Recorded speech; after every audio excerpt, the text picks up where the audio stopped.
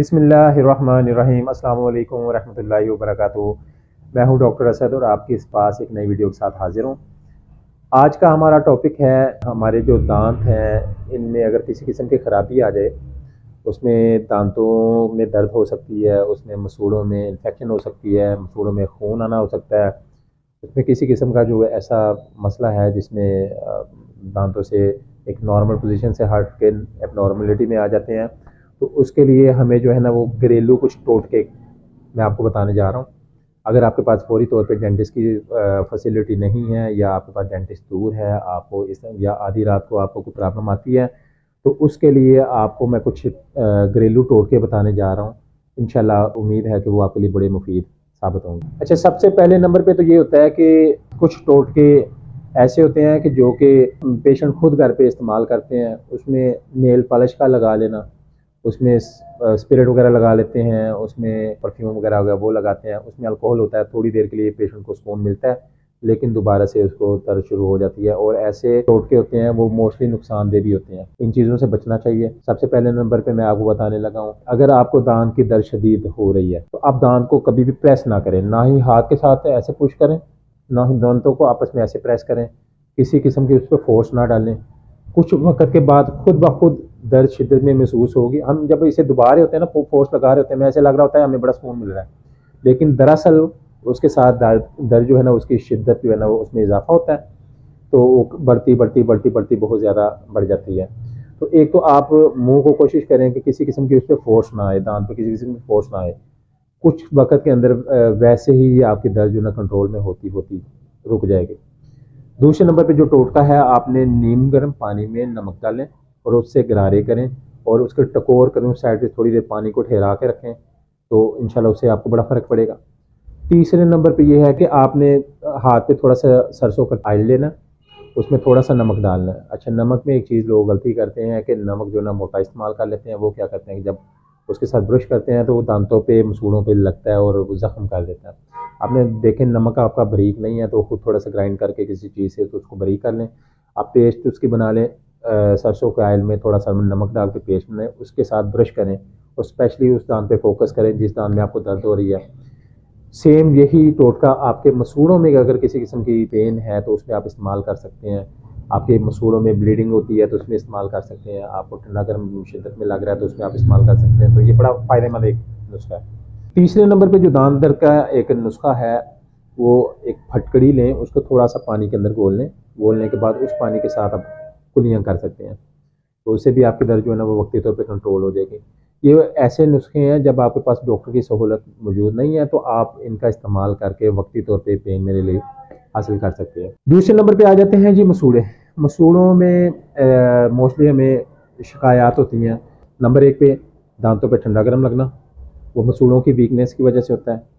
Number दो पे दांतों में ब्लीडिंग वगैरह आती है। तीसरे नंबर पे मुंह में से स्मेल आती है, बहुत अजीब, कोई आपको खुद तो महसूस नहीं होती, वजह क्या आती है कि आपकी जो सेंस स्मेल लेने वाली होती है वो उसकी आती हो जाती है, तो ये हमेशा जो सेकंड पर्सन होता है उसको ज़्यादा फील होती है।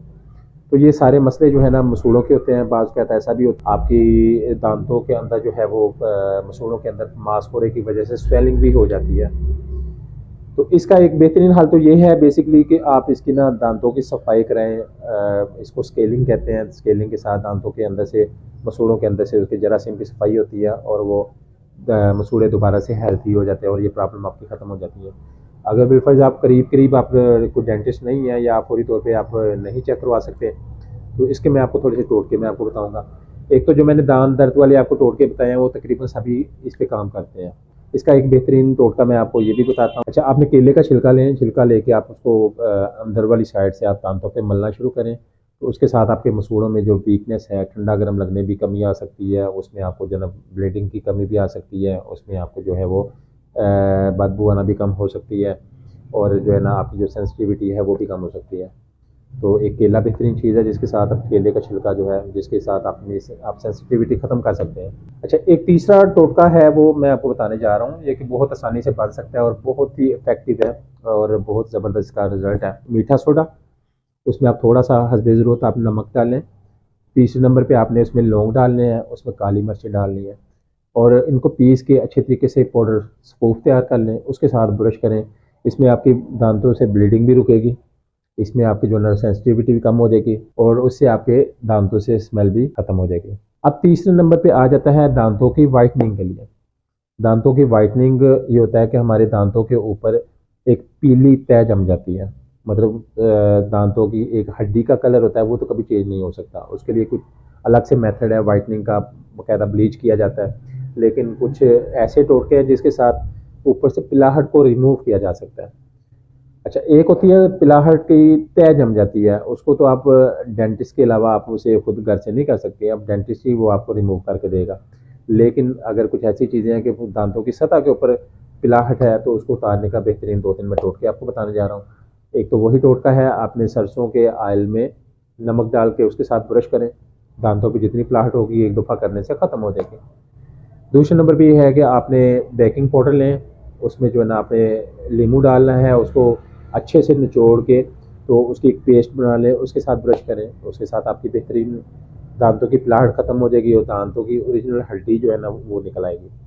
और तीसरे नंबर पे जो है वो टोटका ये है, आप कोई भी खट्टी चीज़ ले लें, उसमें नींबू ले लें, उसमें जो है ना कोई भी ऐसी चीज़ जिसके साथ आपके दांत खट्टे हो जाएं, आप उनको दांतों पे मल लें अच्छे तरीके से।